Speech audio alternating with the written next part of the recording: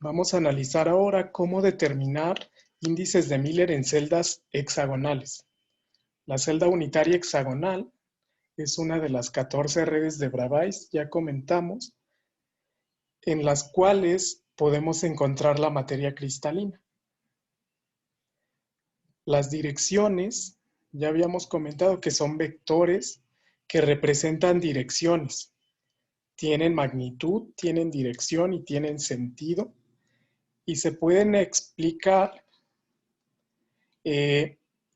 mediante flechas con un inicio y un final. Entonces, estos vectores o direcciones se pueden utilizar para denotar movimiento de difusión de átomos, por ejemplo, o crecimiento de un cristal en una dirección establecida. En el caso del planteamiento de direcciones en celda hexagonal, nosotros vamos a considerar estos 4 ejes. De igual forma como los consideramos en los planos, tenemos estos ejes.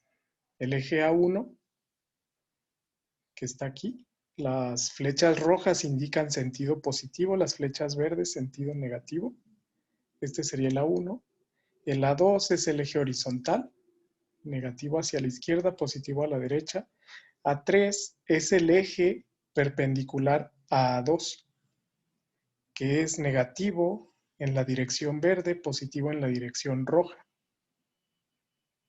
Entonces, mediante estos ejes nosotros vamos a ejemplificar cómo se pueden determinar los índices de Miller de direcciones en estructuras hexagonales.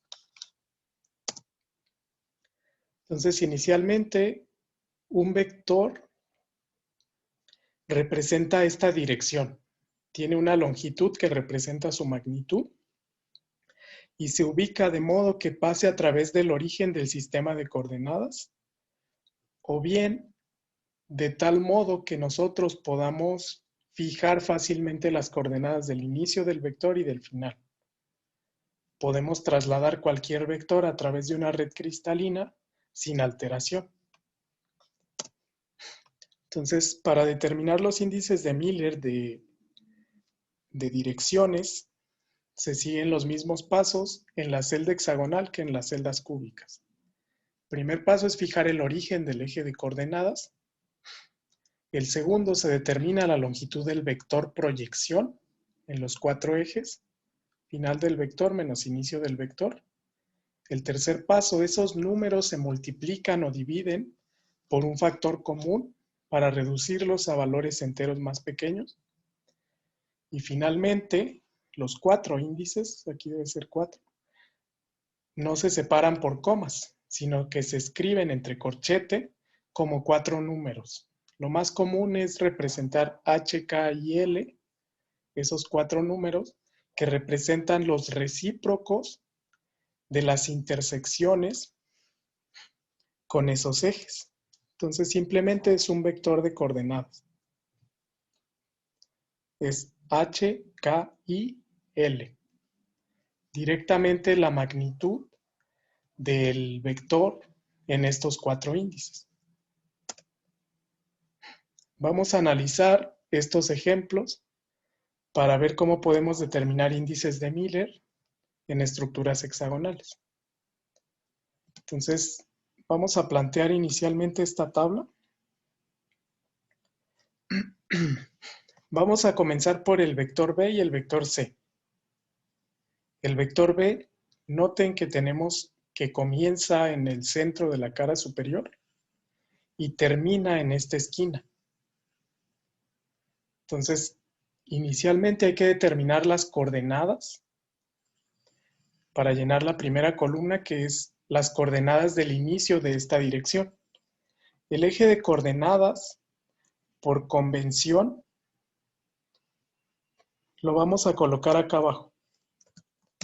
El origen, esta letra O, lo vamos a colocar en el centro de la cara inferior, es decir, este punto.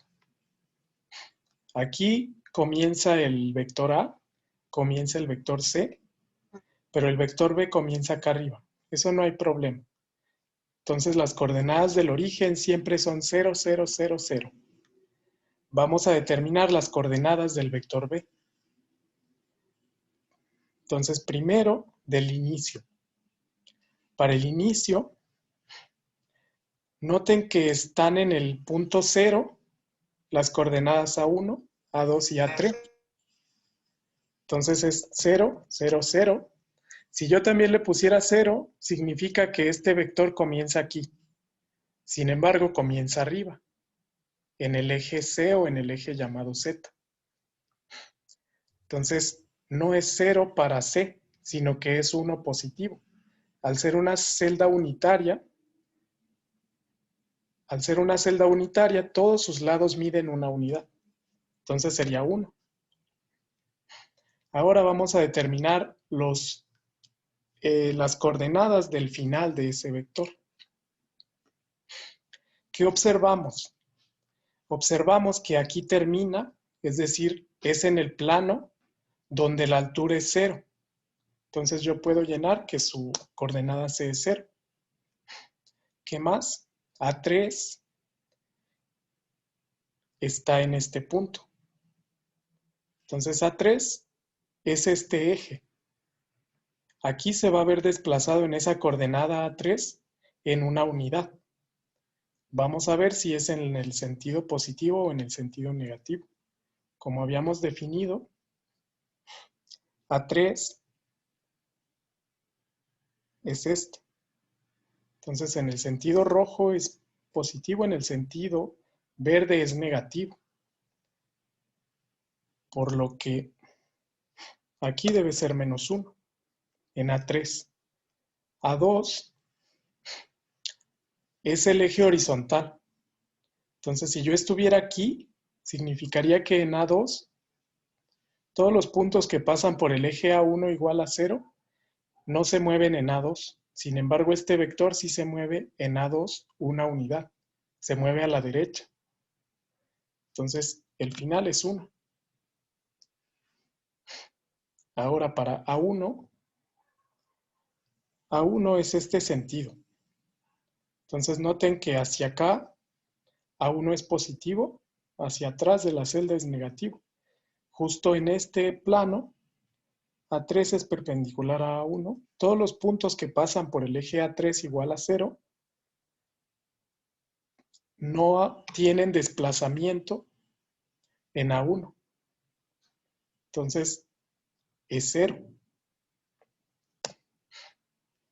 Esa es la coordenada que nos faltaba. Los índices de Miller son la resta, final menos inicio. 0 menos 0 me da 0. Final, 1 menos 0 me debe dar 1. Final, menos 1 menos 0 me da menos 1. Aquí 0 menos menos 1, o 0 menos 1 simplemente, es menos 1. Yo le resto el final al inicio. Entonces los índices de Miller de esta figura ya no se pueden reducir a números enteros más pequeños. Entonces esos serían los índices de Miller. Para representarlos es 0, 1, 1 con un guión arriba y 1 con un guión arriba. Lo voy a insertar aquí como una ecuación.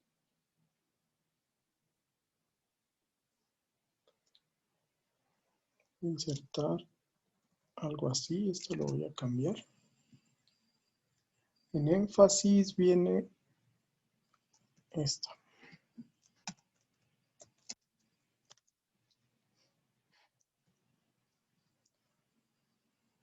Ok. Entonces esta sería la respuesta para la dirección B. 0, 1, menos 1, menos 1. Esta representación entre corchetes es para la dirección B, el vector B. Profe, ¿que no A2 sería más corta? No, sí, sí vale 1. A2 vale 1. Sí, ¿por qué? El movimiento de A2, por ejemplo, lo puedes expresar partiendo de aquí, una unidad para acá. Si te mueves para acá en una unidad, es A2. Si lo desplazas para acá el eje, este movimiento sigue siendo A2 en una unidad. Entonces, simplemente es una unidad en A2. Por eso el final es 1. Y del inicio, como estamos aquí, es 0. Pero sí se desplaza en A2 una unidad. Ah, gracias. Sí, pensé que era menos. Sí, gracias. Ok. Sí, de nada. Sí, hacia la derecha en A2.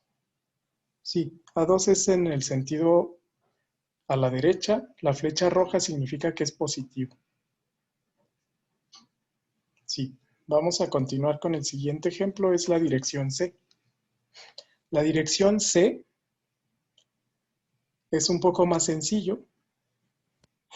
Tenemos este punto que es la base inferior. Noten que aquí parte del origen. Este punto justo es el origen que nosotros definimos. Es 0, 0, 0, 0. Y va hasta este punto. Entonces aquí simplemente si yo defino que el origen es ahí, el inicio del vector es muy sencillo. Todos los índices van a ser 0. Ahora el final Profe, del vector, sí. perdón, una duda, del anterior, ¿por qué el final de A1 era 0? ¿Del B? A1 es 0 porque A1 es este. Entonces si tú extrapolas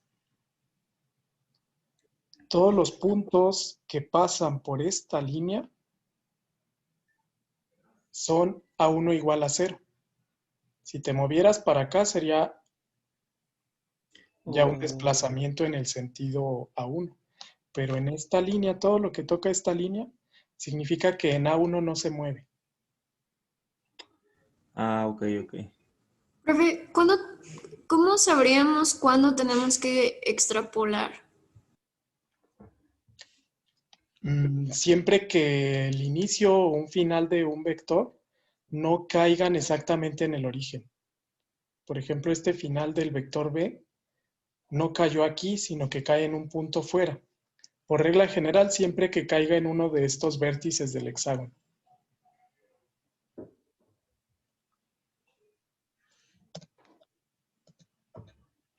Ok, gracias, profe. Por nada. Sí, vamos a continuar.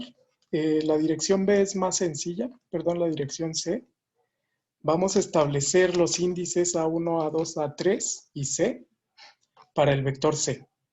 Entonces, inicialmente, como tengo la cara superior en este lado, aquí toca con el final del vector C, yo puedo decir que es 1 su coordenada. ¿Qué más? En A2, noten que se desplazó hacia la derecha en una unidad. De aquí para acá es lo mismo que de aquí para acá. Entonces A2 también es una unidad. ¿Cuál me falta? Para A3, yo lo tengo en esta dirección.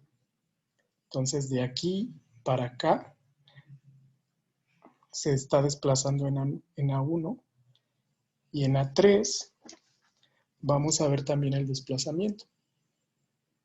Para la dirección C vamos a plantear los índices de Miller.